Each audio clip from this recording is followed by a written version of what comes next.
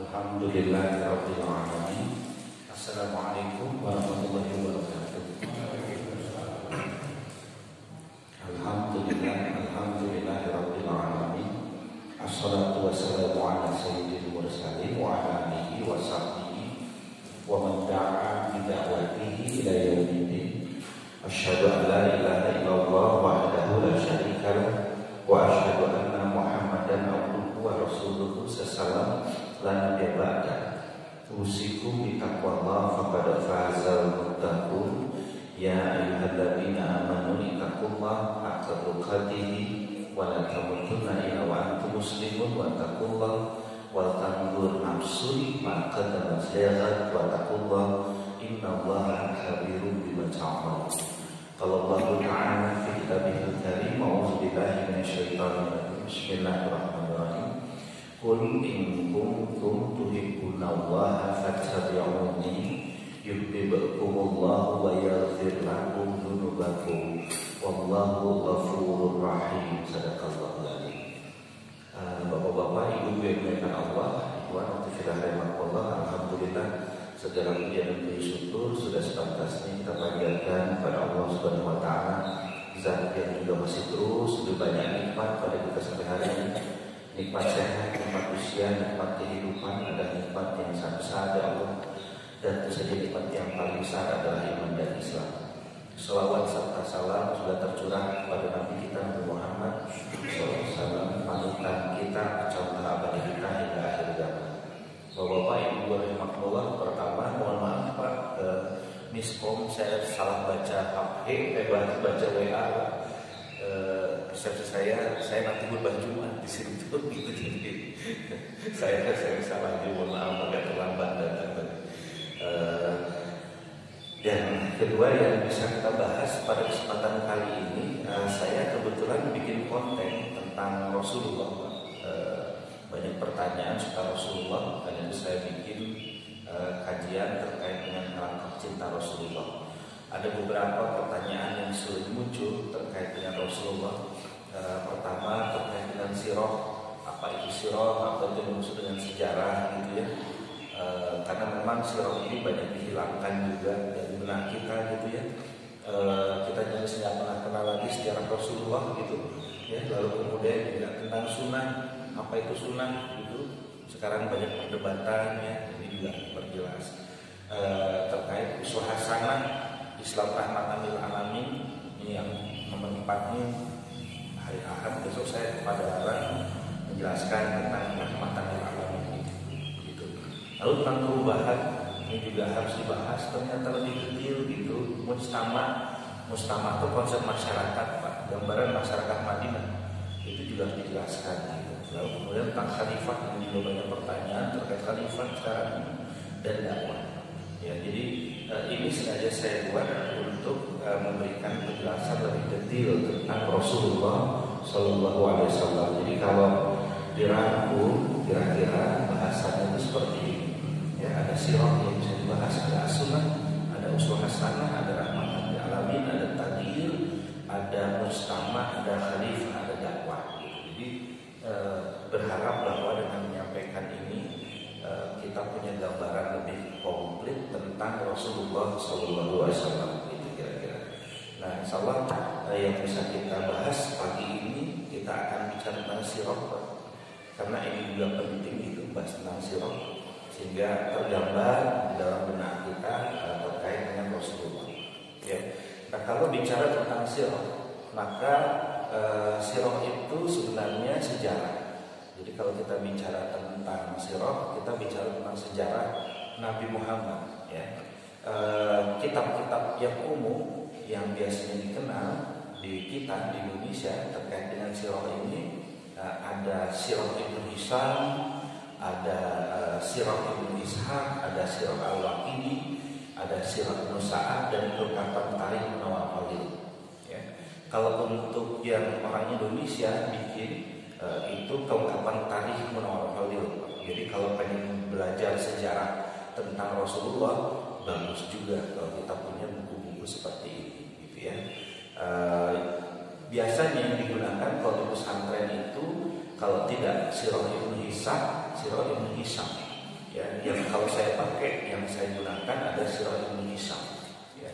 Nah, di sana digambarkan nanti apa yang digambarkan tentang Rasulullah di dalam sirah-sirahnya itu adalah terkait dengan risalah yang dibawa oleh Rasul SAW ya kepada manusia.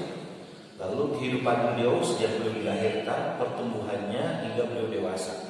Jadi kalau kita bicara sirah, nanti kita akan melihat bagaimana Rasulullah mulai dari kelahiran beliau sampai kemudian beliau wafat. Ya, ada hal-hal penting yang ternyata nanti jadi contoh bagi kita. Ya, semuanya penting, tapi nanti dalam sirah dibatasi, Pak. Yang menjadi sunnah itu apa saja? Gitu, ya. Karena nanti tidak semua juga dalam hidup Rasul itu harus kita contoh. Gitu, ya. Lalu kemudian termasuk konsekuensi yang beliau hadapi dalam menyebarkan penyebaran Islam berupa penentangan dan mereka mencintai. Jadi kalau kita bicara sirah, Pak, sehebat-hebatnya Rasulullah, nggak semua orang suka gitu. Ya, Rasul itu yang terbaik di antara kita, akhlaknya paling mulia di antara kita, tapi banyak juga yang nggak suka dengan Rasulullah. Gitu, ya. Bahkan kalau bicara penduduk Mekah, sebagian penduduk Mekah itu tidak suka dengan Rasulullah Shallallahu Alaihi Wasallam. Itu mereka membuat makar pada Rasulullah dan puncak-puncaknya mereka bahkan ingin membunuh Rasulullah Shallallahu Alaihi Wasallam. Jadi hidup itu nggak bisa kita pengen disukai semua orang. Ya, sebaik apapun Bapak, tidak semua orang akan suka dengan Bapak. Ya, siapa yang nggak suka? Ya yang jahat, gitu ya. Gimana mungkin yang jahat suka dengan yang baik, gitu. Ya, tetap aja pada akhirnya kita milih mau tetap jadi orang baik atau malah mau ikut orang jahat karena pengen disukai oleh seluruh umat manusia, gitu ya. Jadi satu hal yang wajar kalau sampai hari ini masih terus ada upaya-upaya untuk menyerang ajaran Islam, gitu.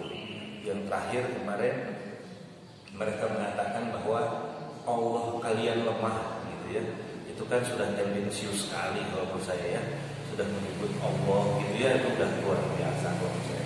Kalau nggak diproses hukum juga, waduh itu luar biasa, gitu ya. Kalau sampai nggak diproses hukum juga ya, apa yang disampaikan Mas Ferdinand itu kan luar biasa kalau menurut saya. Udah kebangetan kalau menurut saya, sudah langsung menyerang Allah, gitu ya. Tapi kita lihat apakah akan diproses hukum atau tidak, gitu ya. Lalu saat-saatnya wahyu dan kalimat dakwahnya. Ya, nanti kalau bicara sirah kita baru mengerti bahwa awal kelahiran Rasulullah sampai usia 40 tahun itu tidak ada keharusan untuk menjadikannya sebagai contoh. Jadi disepakati bahwa sunnah itu setelah Rasul diangkat jadi Nabi dan Rasul.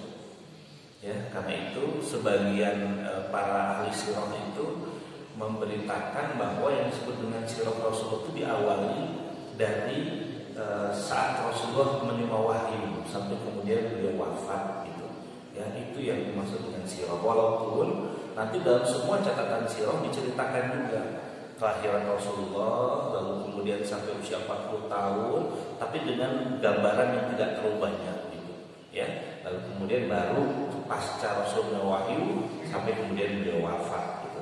Ya, lalu memahami utuh karakter ajaran Islam. Dengan belajar sirah kita jadi ngerti, gitu, ajaran Islam itu seperti apa. Ini juga jadi penting buat kita.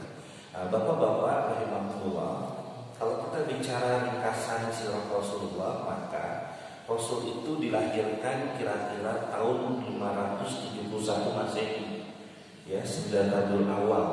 Ya, ada yang mengatakan 12 Rabiul Awal, ada yang mengatakan 9. Ya, saya suka menyampaikan bahwa persoalan hari dan tanggal pada masa itu belum akurat.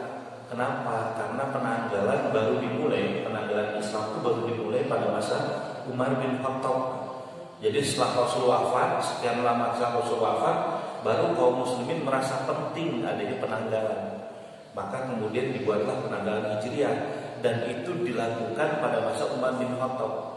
Jadi setelah Rasul wafat, nanti ada Khulafaur Rasyidin namanya, khalifah yang 4 itu. Ada Abu Bakar, ada Umar, ada Utsman, ada Ali bin Abi Thalib. Ya, pada masa Rasulullah penanggalan masih mengikuti penanggalan sebelumnya. Ya, tapi setelah Abu Bakar mulai dirumuskan penanggalan Islam itu, baru disahkan pada masa Umar bin Khattab. dan itu diawali dari hijrahnya Rasulullah dari Mekah ke Madinah. Jadi dihitung ulang Pak penanggalan itu. Ya, karena itu berbeda-beda pandangan penetapan tanggal yang dilakukan oleh para ahli sejarah Islam. Kenapa? Karena penanggalannya baru dimulai sesudah Rasul wafat, jauh hari setelah Rasul wafat. Ya. Nah, Rasul diangkat jadi Nabi dan Rasul itu kira-kira pada tahun 611 Masehi. Ya. Nah, kalau kita lihat sejarah dunia Pak, atau sejarah Eropa yang kita pelajari di sekolah, itu disebutnya zaman ke-8 dunia. Karena kalau kita bicara sejarah Eropa nanti Pak, sejarah Eropa itu diawali dengan kelahiran Yesus Kristus. Makanya penanggalan kita itu kan ada BC, ya, ada before Christ, ada AC, setelah Yesus gitu. Ya, jadi biasanya kita pelajari sejarah itu adalah BC itu sejarah tentang Pithecanthropus erectus gitu, Sungai yang Zetian, lalu kemudian Romawi, Persia gitu pelajarannya itu. Nanti setelah itu sejarah berjalan, tiba-tiba abad ke-5 sejarah itu terhenti. Ini disebut dengan zaman ke-8 dunia. Kapan sejarah dimulai lagi? Setelah revolusi industri Pak. Baru nanti dimulai lagi sejarah. Ya, kita menyebutnya Aufklärung gitu. Revolusi industri, Aufklärung, baru kemudian sejarah dimulai lagi gitu. Padahal kalau kita lihat tahun 571 Masehi itu justru kelahiran Rasulullah gitu. Kan lucu gitu, sejarah yang kita pelajari malah berhenti di abad ke-5. Jadi seolah ada abad kosong, lalu kemudian nanti kita belajar sejarah lagi, mulai sejarah revolusi industri, baru kita bicara sejarah modern gitu. Jadi ada sekitar 1500 tahun yang hidden, yang kita nggak pernah tahu apa itu isinya gitu. Padahal di situ ada penemuan terusan Swiss, ada pembangunan Taj Mahal, banyak banget sejarahnya karena itu sejarah Islam. Jadi kalau kita nggak pernah belajar sirah, kita nggak akan pernah tahu sejarah Islam itu seperti apa gitu. Ya, jadi bapak-bapak rahimahullah, sayangnya gitu pembahasan sirah ini memang jarang dibicarakan. Ya, di perguruan tinggi juga tidak terlalu banyak kita bicara tentang sejarah Islam. Tapi kita lebih banyak bicara tentang sejarah Eropa, lalu kemudian pasca revolusi industri, gitu ya. Jadi mohon difahami kalau misalnya ya kita jadi nggak tahu tuh sejarah kita sendiri gitu, ya. Karena itu mungkin bapak-bapak nggak banyak tahu tentang Bani Umayyah, Pak. Apa tuh Bani Umayyah? Siapa Bani Umayyah? Ada juga Bani Abbasiyah. Apa itu Bani Abbasiyah? Ada juga tentang Utsmaniyah, Turki Utsmani. Nggak ngerti juga kita apa itu Turki Utsmani gitu. Ya, yang kita tahu Turki itu Mustafa Kemal Atatürk yang disebut dengan pembaharu Turki. Padahal Mustafa Kemal Atatürk itu menghancurkan sejarah panjang Islam gitu. Ya, sejarah Islam berhenti ketika Mustafa Kemal Atatürk memimpin Turki. Selesai, sejarah itu ditutupkan. Khalifah itu dimatikan, dihilangkan, dan kemudian mulailah sejarah sekuler Islam gitu. Ya, jadi sejarah ini penting kita jadi belajar tentang Islam itu ternyata luar biasa gitu ya. Nah, setelah diangkat jadi Nabi dan Rasul, di dalam sirah barulah kemudian masuk 3 tahun tahap pertama dakwah Rasulullah.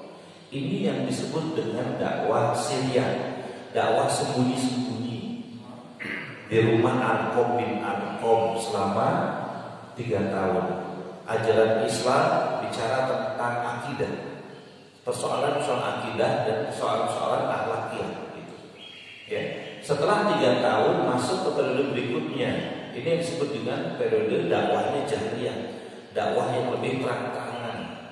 Dakwah ini dilakukan Rasul selama 10 tahun berikutnya. Jadi selama 13 tahun Rasul berdakwah di Mekah. Inti ajarannya akidah dan pelaksanaan syariat, beberapa hal saja, juga terkait dengan akhlak. Tapi setelah 10 tahun berikutnya Rasul diperintahkan oleh Allah untuk hijrah dari Mekah ke Madinah. Nah, ini yang disebut dengan dakwah tanzimiyah. Mulai berubah tuh dakwahnya. Kalau sebelumnya dakwahnya hanya dilakukan orang per orang, hanya dilakukan Rasul secara kelompok di Mekah, pasca hijrah itu beda lagi. Kenapa disebut dakwah tanzimiyah? Karena pasca hijrah dakwahnya dilaksanakan oleh negara. Ini yang disebut dengan daulah Islam pertama di Madinah. Jadi nanti jangan heran kalau baca sirah gitu ada bahasa daulah gitu. Ya, daulah itu adalah negara. Dan Rasul pasca hijrah dari Mekah ke Madinah bukan hanya menjalankan fungsi sebagai Nabi dan Rasul, tapi Rasul juga menjalankan fungsi sebagai kepala negara. Mulailah dibikin perjanjian-perjanjian. Rasul wafat itu sekitar tahun 634 Masehi. Setelah turun ayat Al-Yauma akmaltu lakum dinakum wa atmamtu 'alaikum ni'mati wa raditu lakumul Islam Madinah. Ini yang kemarin digugat, ya katanya tafsiran ayatnya salah, gitu ya. Kemarin kan sempat digugat ya.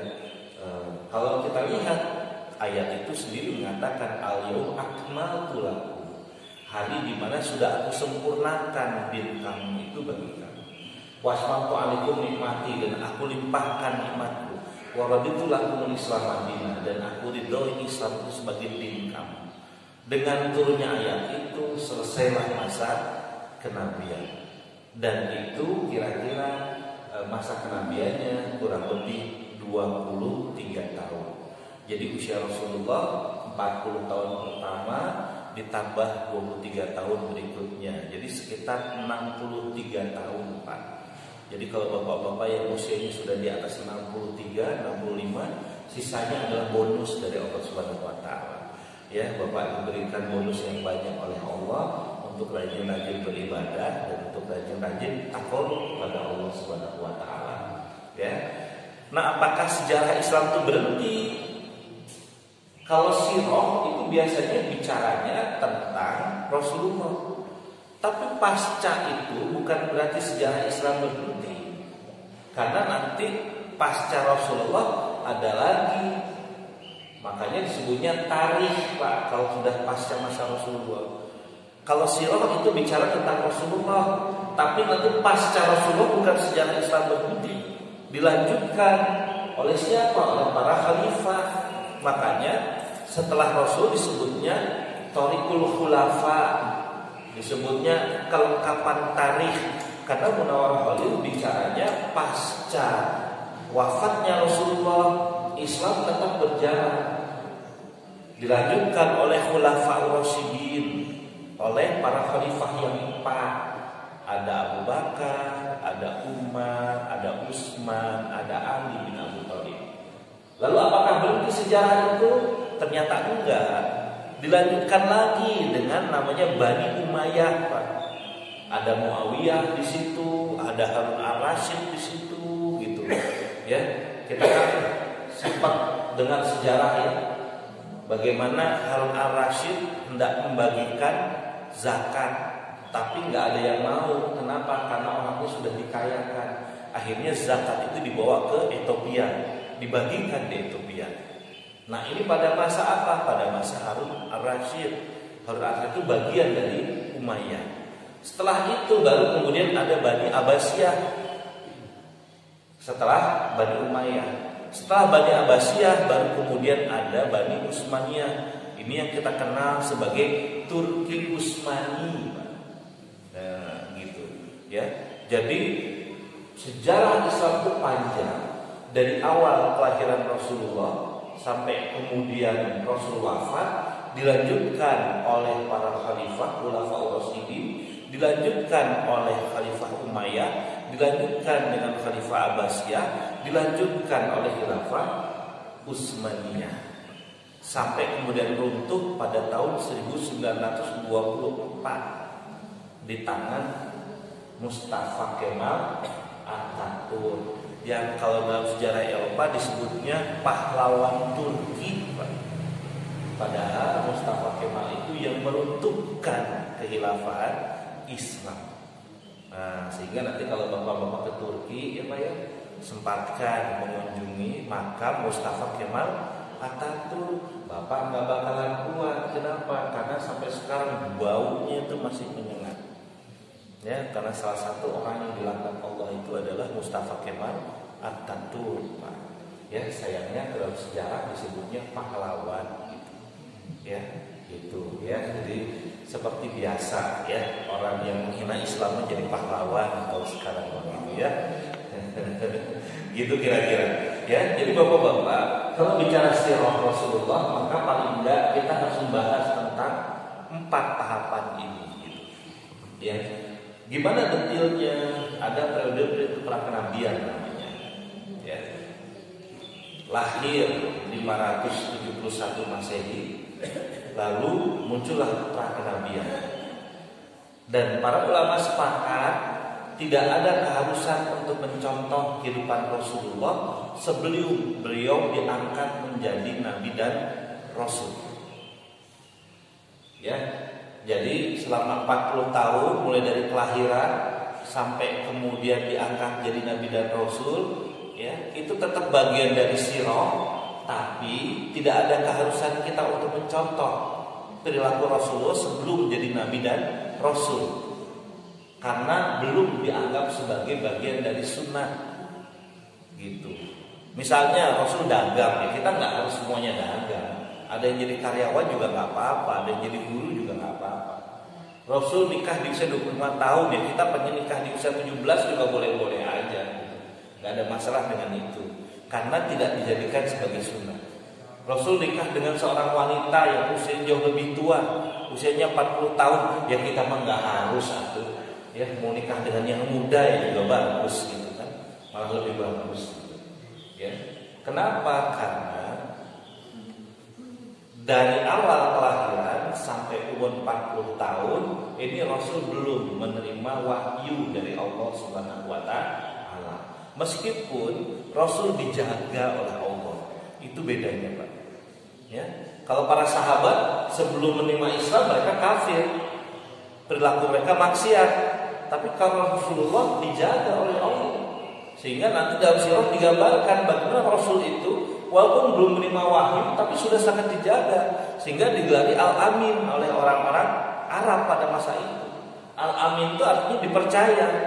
Kenapa? Karena tidak pernah tampak melakukan kemaksiatan gitu. Ya, ini yang bedakan nanti dengan para sahabat-sahabat yang lain, yang mereka banyak bermaksiat sebelum mereka menerima Islam. Ya, jadi tahapan yang pertama 40 tahun sebelum menerima wahyu itu tidak dianggap sebagai bagian yang harus dicontoh oleh kaum muslimin. Ya, Rasul berkhawat ke Gua Hiro, ya kita nggak usah gitu-gitu lagi gitu. Jadi nggak usah ngajak ke Gunung Kawi gitu ya, masuk ke gua gitu ya, kemudian diem gitu. Mencari wangsit, nggak usah kita kok udah datang wahyunya, udah turun ya dari Allah Subhanahu wa taala ya. Baru kemudian 611 Masehi diangkat jadi nabi dan rasul. Ditandai dengan turunnya Quran surat Al-Alaq ayat 1 sampai 5. Jadi kalau ditanya surat apa atau ayat apa yang turun pertama-tama dalam Al-Qur'an, maka ayatnya adalah Quran surat Al-Alaq, Quran surat ke-93 ayat 1 sampai 5. Iqra bismi rabbikal ladzi khalaq, khalaqal insana min 'alaq, iqra wa rabbukal akram, alladzi 'allama bil qalam, 'allamal insana ma lam ya'lam. Lalu muncul pertanyaan orang, kenapa yang di mushaf kok Al-Fatihah dulu gitu, nggak Al-Alaq dulu? Ya, kan kalau misalnya susunan Al-Quran itu harusnya surat yang pertama, maka harusnya Al-Alaq dulu, bukan Al-Fatihah dulu. Nah, disepakati, ada yang disebut dengan ijma'us sahabat. Ijma'us sahabat itu sebagai sumber hukum bagi kita. Sahabat sepakat pada masa Utsman Al-Quran itu kemudian harus dibukukan, dikumpulkan dan dibukukan.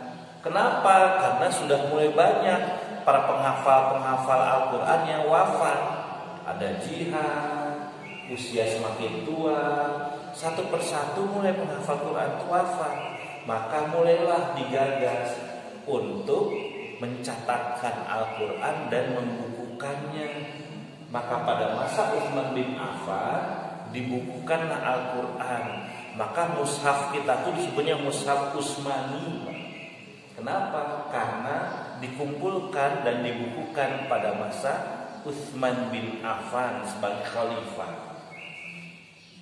Disepakati sebagaimana susunan hari ini: Al-Fatihah, Al-Baqarah, Ali Imran, An-Nisa, Al-Maidah, dan seterusnya. Ya, jadi kalau ditanya kenapa, katanya surat pertama yang turun Quran surah Al-Alaq ayat 1 sampai 5. Kenapa kok yang di depan justru Al-Fatihah? Nah, inilah kecerdasannya para sahabat. Mereka berijma, bersepakat membuat mushaf yang disebut dengan mushaf Utsmani, dengan mengumpulkan hafalan-hafalan para sahabat. Ya, jadi bapak-bapak alhamdulillah, ini adalah ayat Quran yang turun di awal-awal masa kenabian. Ya, turunnya di Gua Hiro. Jadi Rasul minta petunjuk, lalu kemudian turunlah ayat ini, Iqra. Maka Rasul mengatakan, ma'ana biqari, aku nggak bisa baca. Ma'ana biqari, aku nggak bisa baca. Ma'ana biqari, aku nggak bisa baca. Setelah itu baru dibimbing oleh Allah. Iqra bismi rabbikal ladzi khalaq, khalaqal insana min 'alaq. Iqra wa rabbukal akram alladzi 'allama bil qalam, 'allamal insana ma lam ya'lam. Karena itu Islam, Pak, disebutnya agama samawi. Kenapa? Karena wahyunya langsung datang dari Allah. Bukan agama basariah, bukan agama buatan manusia. Karena itu nanti dalam Islam ada yang disebut dengan agama samawi, ada yang disebut dengan agama basariah.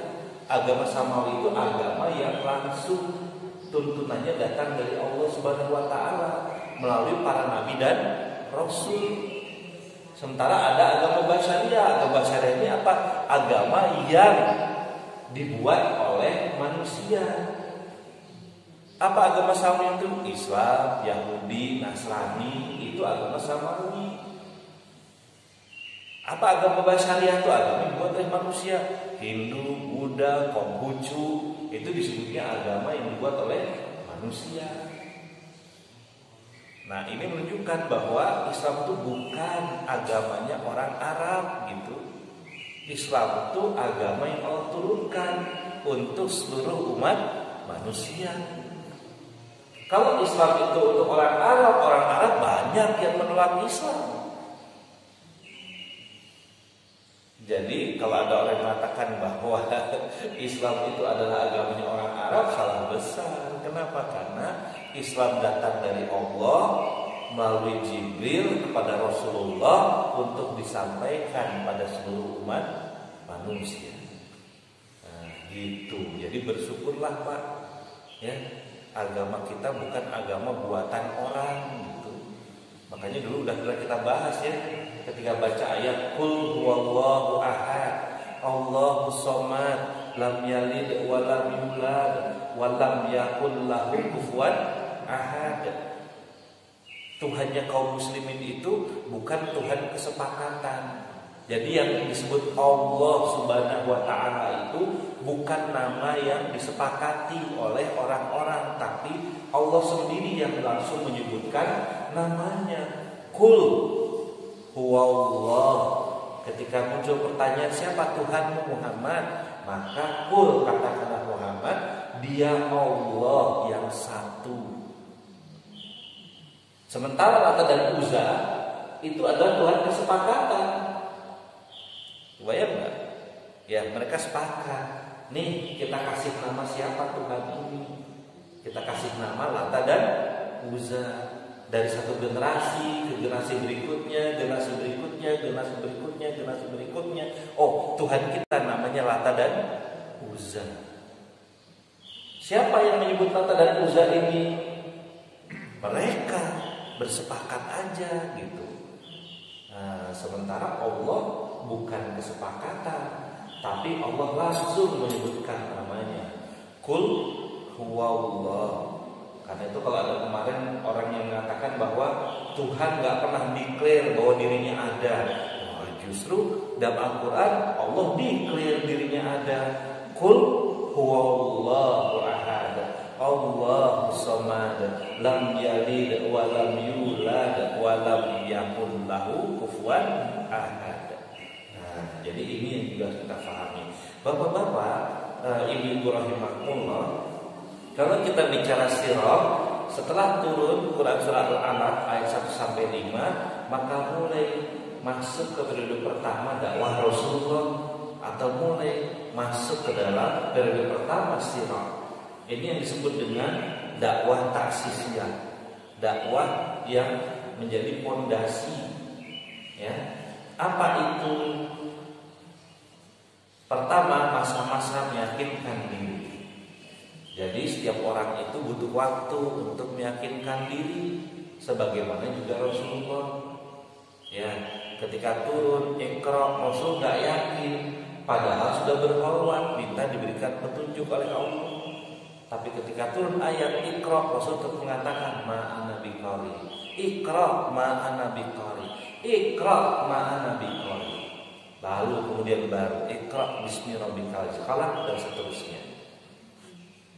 Siapa yang membantu Rasulullah? Khadijah.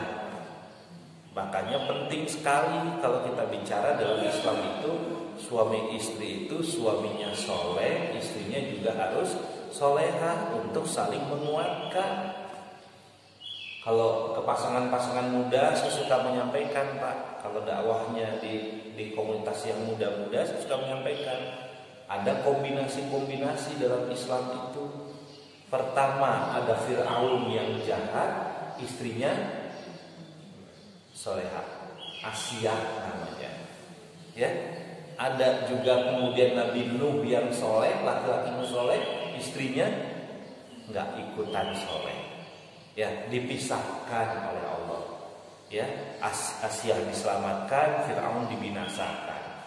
Nuh diselamatkan oleh Allah, istrinya dibinasakan oleh Allah Subhanahu wa taala. Ada juga kombinasi yang ketiga, istrinya jahat, suaminya juga jahat. Siapa tuh, Bu? Abu Lahab. Ada ayatnya, tabat syada Abil Lahab biwatam ma aghna anhu maluhu wa ma kasab sayasla narab dzatalah wa imra'atuhu hamalatan hatta fi jidha hablum mim masad. Jadi rumah tangga itu ternyata variasinya gitu, Bu. Ada suaminya soleh, istrinya nggak mau jadi orang yang solehah. Ada yang istrinya solehah, suaminya nggak mau jadi orang soleh. Ada lagi yang suaminya salah, istrinya ikutan salah gitu. Ya, tapi rumah tangga Rasul dan para sahabat, suaminya soleh, istrinya solehah. Penting, kenapa? Karena di awal-awal kenabian ketika Rasul ragu tentang kewahyuan, Khadijah yang mengingatkan, ya ayyuhal mudaththir qum fa'andir, wahai orang yang berselimut bangun, ingatkan. Ya, jadi saya suka menyampaikan gitu, kalau diminta untuk menyampaikan materi tentang gratifikasi, materi tentang korupsi, saya suka mengatakan ya pentingnya kita punya suami yang soleh dan istri yang solehah.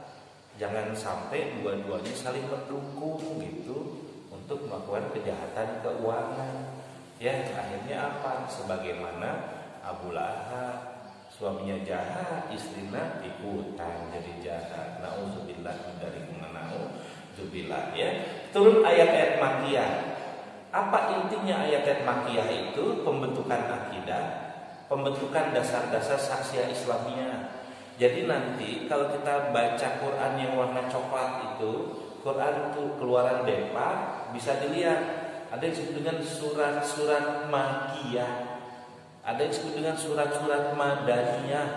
Surat-surat Makkiyah itu surat-surat yang turun di kota Mekah.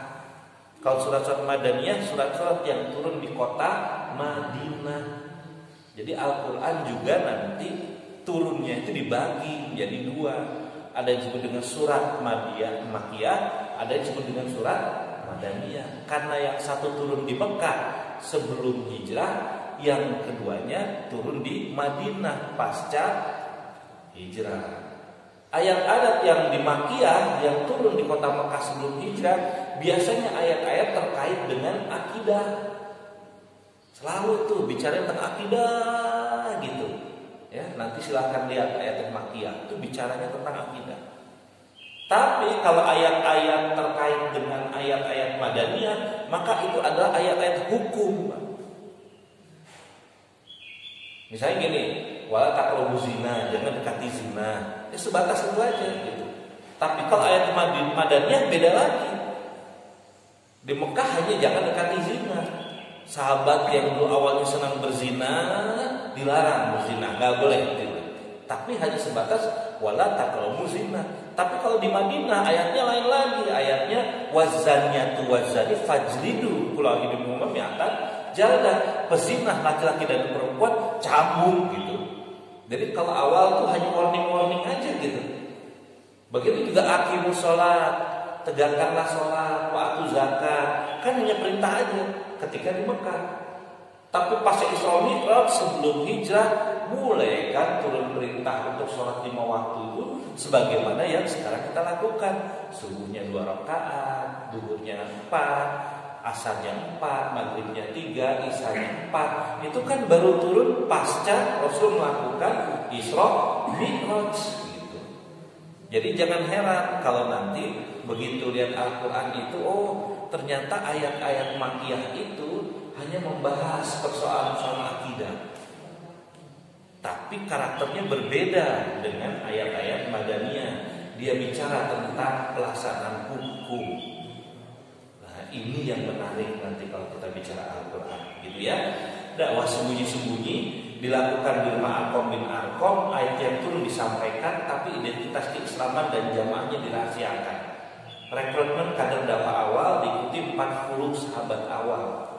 Jadi kalau kita baca sirah nanti ya, ada yang disebut dengan sabiqunal awwalun, orang-orang yang awal-awal masuk Islam, dan itu ternyata gak banyak, hanya 40 orang di 3 tahun pertama. Ya, jadi ternyata untuk menaklukkan orang-orang Arab apalagi Mekah gak mudah gitu.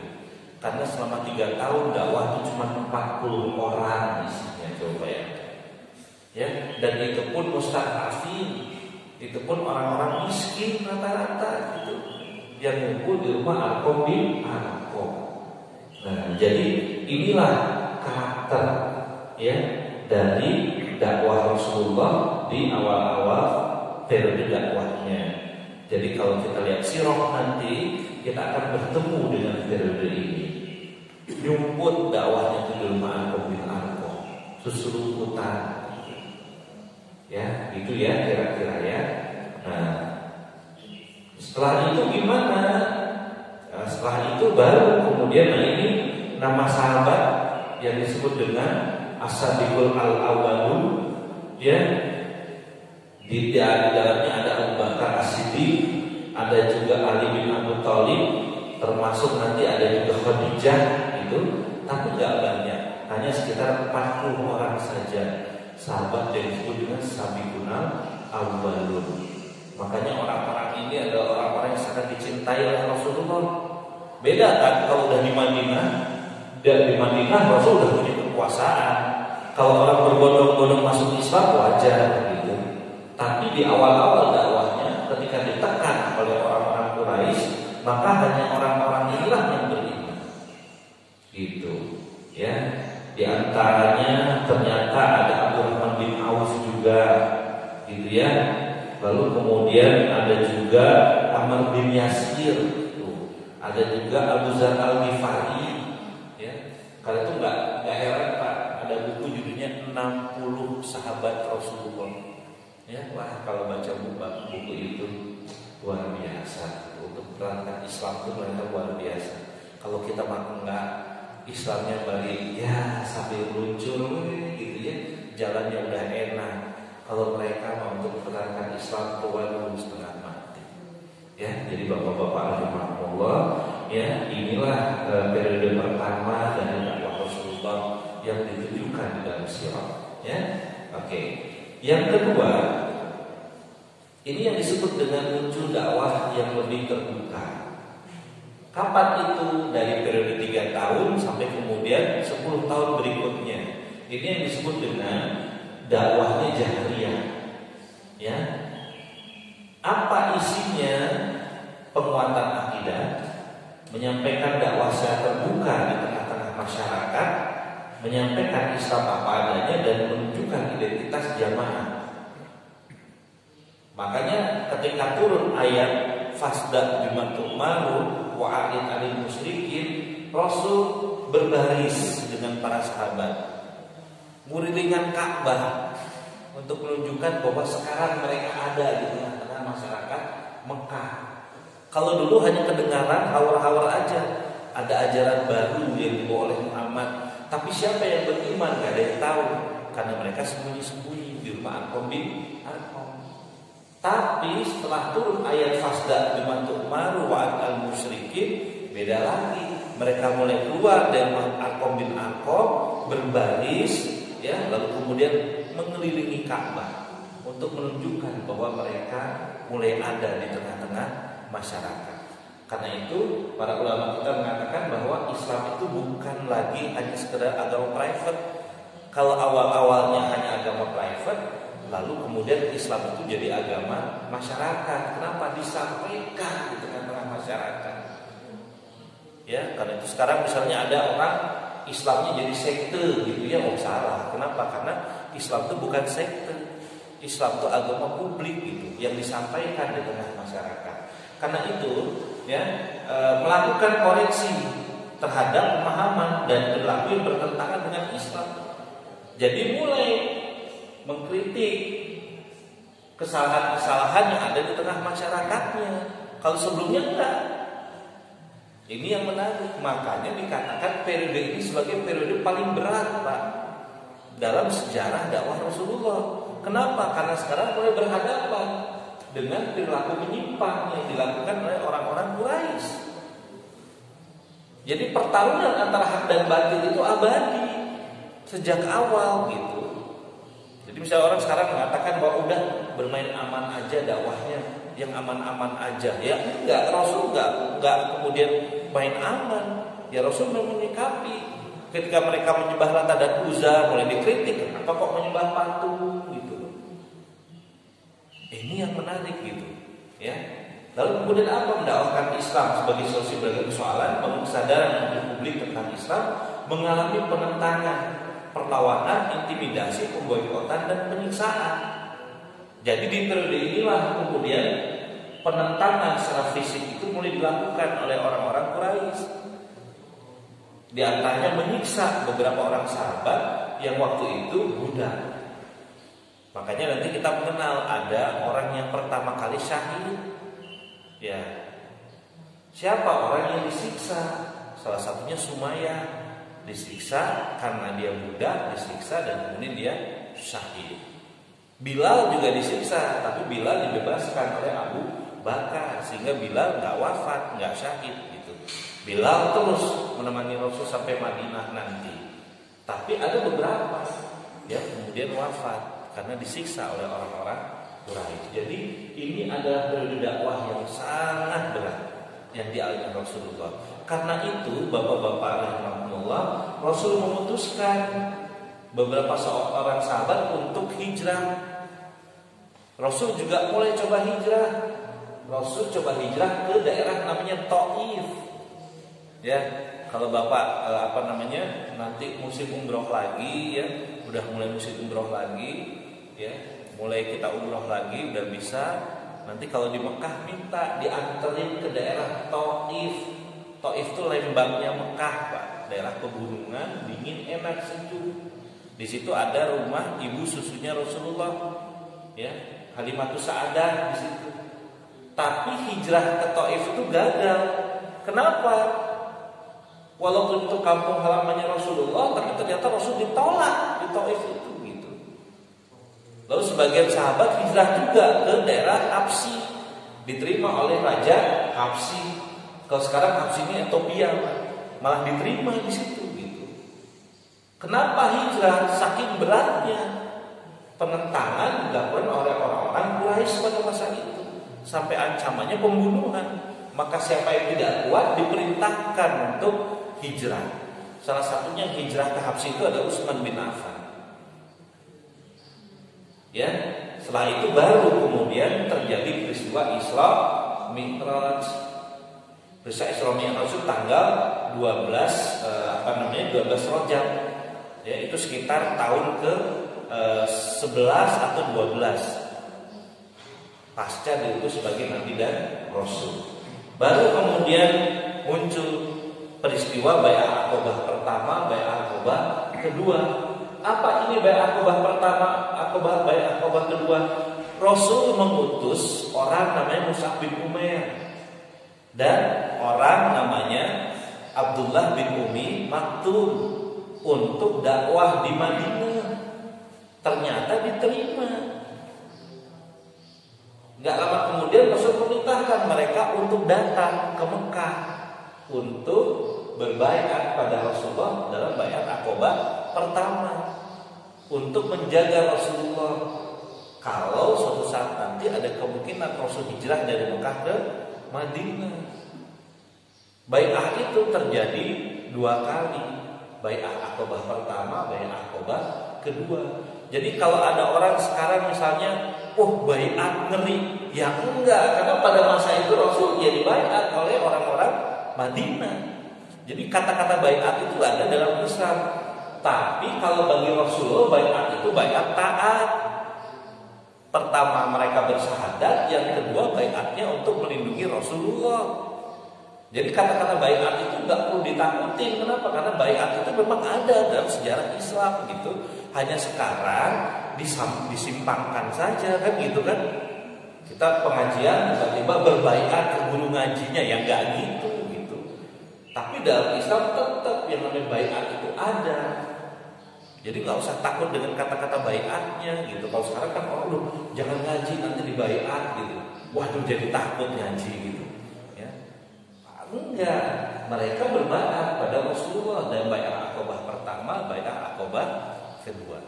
Jadi bapak-bapak rahimahullah, ya, setelah bersembunyi di rumah Arqam bin Arqam, Rasul kemudian diperintahkan oleh Allah untuk terang-terangan menyampaikan Islam. Sampai kemudian peristiwa Isra Mi'raj, sampai kemudian hijrah dari Mekah ke Madinah.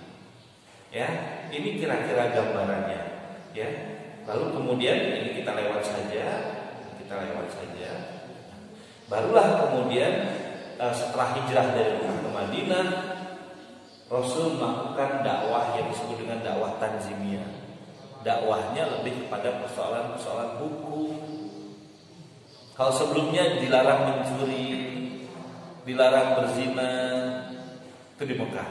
Tapi kalau di Madinah beda lagi. Kalau mencuri dihukum, kalau berzina dihukum. Kalau di Mekah ada yang mencuri gimana? Ya nggak bisa dihukum, pokoknya jangan gitu. Kalau di Mekah ada yang berzina gimana? Ya pokoknya jangan gitu. Nggak ada hukumnya. Tapi setelah hijrah dari Mekah ke Madinah beda lagi. Orang yang berzina dicambuk, orang yang mencuri dihukum, dipotong tangannya. Kenapa? Karena sekarang dakwahnya berbeda. Sekarang disebutnya dakwahnya dakwah tanzimiyah, dakwah yang sifatnya penerapan hukum. Jadi kalau Islam itu tidak ditegakkan dalam penegakan hukumnya, maka Islam itu jadi tidak sempurna. Ya kayak kita sekarang kan, cuma ngomong aja wala taqrabu zina, jangan dekati zina.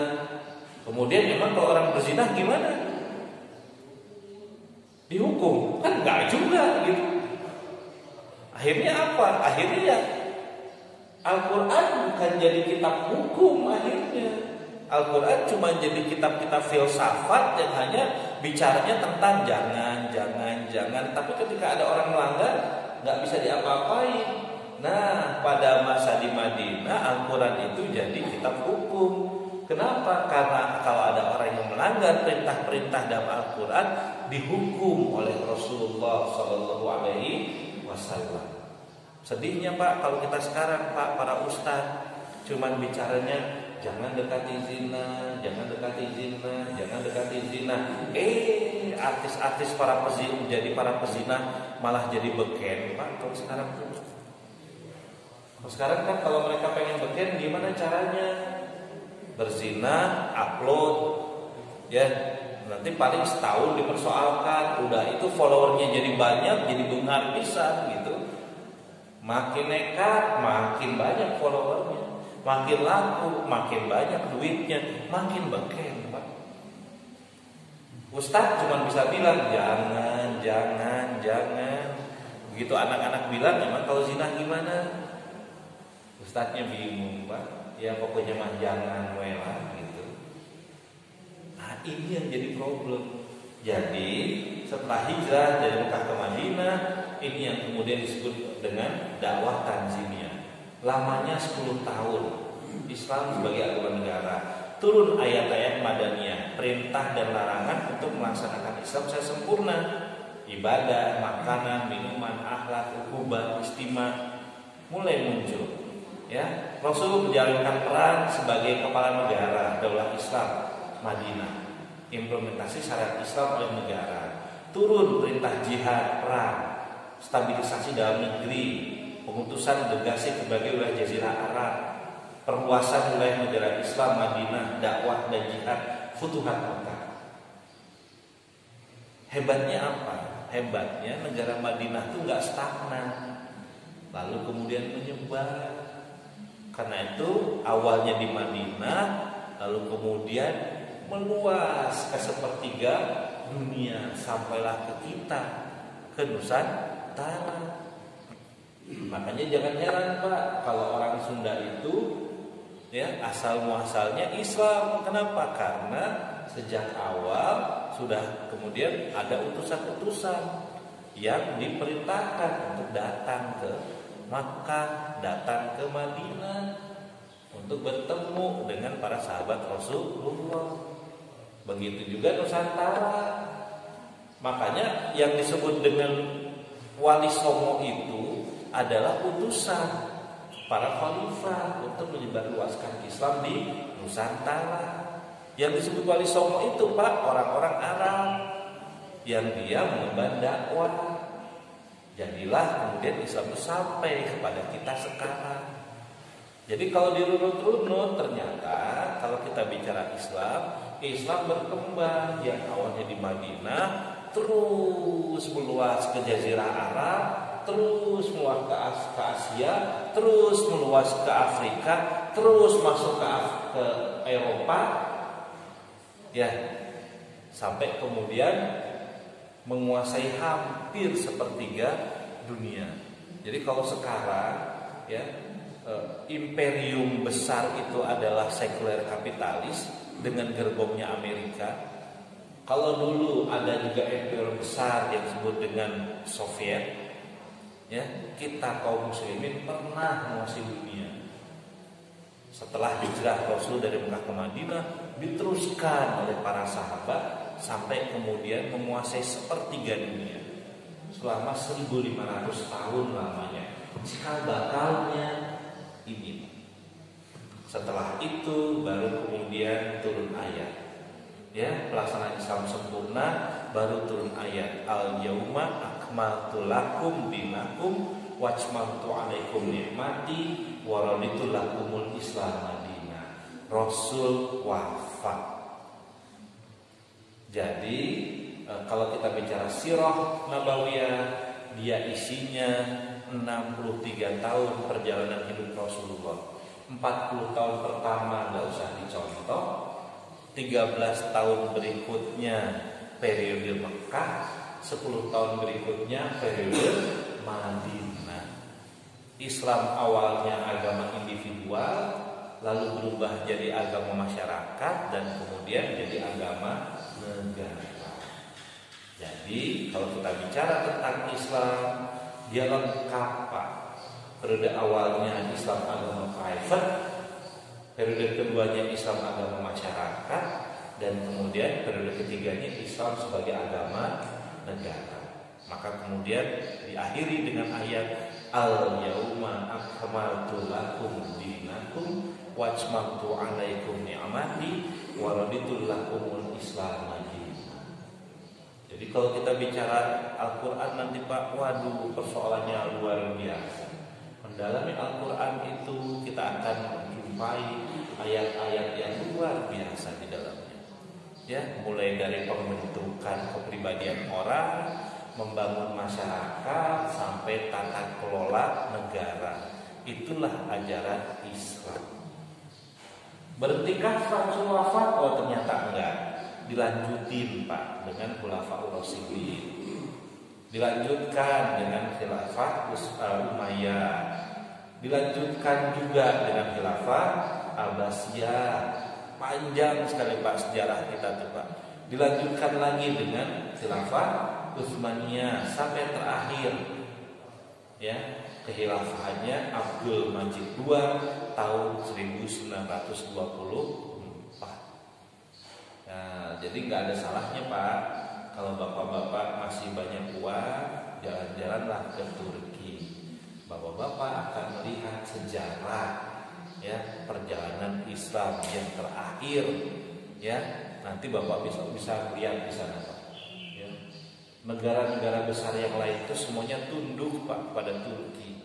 Ya, saya pernah ke sana Pak. Ya, ada jam emas yang diberikan oleh Ratu Elizabeth waktu itu. Sebagai apa? Bukti tunduk, jangan sampai kemudian diserang oleh Turki gitu. Wah, luar biasa. Ya, mangga. Ya, mudah-mudahan kita diberikan rezeki oleh Allah bisa jalan-jalan ke sana, melihat oh ternyata Islam teh luar biasa. Ini saja yang bisa sampaikan. Mudah-mudahan jadi penyemangat buat bapak-bapak, ibu-ibu semua. Setidaknya kita punya sejarah yang panjang, Pak, punya sejarah yang luar biasa. Jadi kaum muslim itu bukan kelompok orang yang ecek-ecek gitu ya. Yang sekarang agamanya dihina-hina orang, nggak bisa apa-apa. Kita teh nauzubillah min dzalik, nauzubillah ya. Kalau ada Rasulullah, Allah dihina seperti itu, wah nggak akan bisa orang-orang seperti itu mah Pak. Cuman wayahna ayeuna kita harus masih terus bersabar ya. Ada orang yang hina Allah saja kita sampai nggak bisa ngapa-ngapain sama sekali. Nauzubillah min dzalik, nauzubillah. Baik, itu yang bisa saya sampaikan Bapak-bapak rahmatullah, mudah-mudahan bermanfaat buat bapak-bapak dan ibu-ibu semua. Sudah jam 6. Kalau ada pertanyaan, 1-2 pertanyaan, mangga silakan Pak. Kita buka mudah-mudahan. Silakan. Mangga Pak kalau ada yang bertanyakan.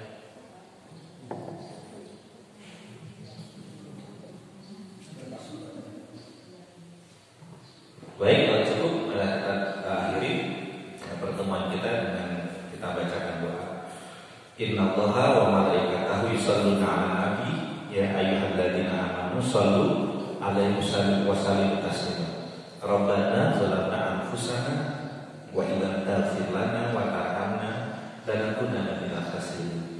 Rabbana la tu'akhidhna in nasina wa akhtana. Rabbana wa la tahmil 'alaina isran kama hamaltahu 'alal ladzina min qablina. Rabbana wa la tuhammilna ma la taqata lana bihi wa'fu 'anna waghfir lana warhamna anta maulana fansurna 'alal qawmil kafirin. Rabbana atina fid dunya hasanah wa fil akhirati hasanah wa qina adzabannar. Subhanakallahumma rabbika rabbil izzati amma yasifun wa salamun alal mursalin walhamdulillahi rabbil alamin. Assalamualaikum warahmatullahi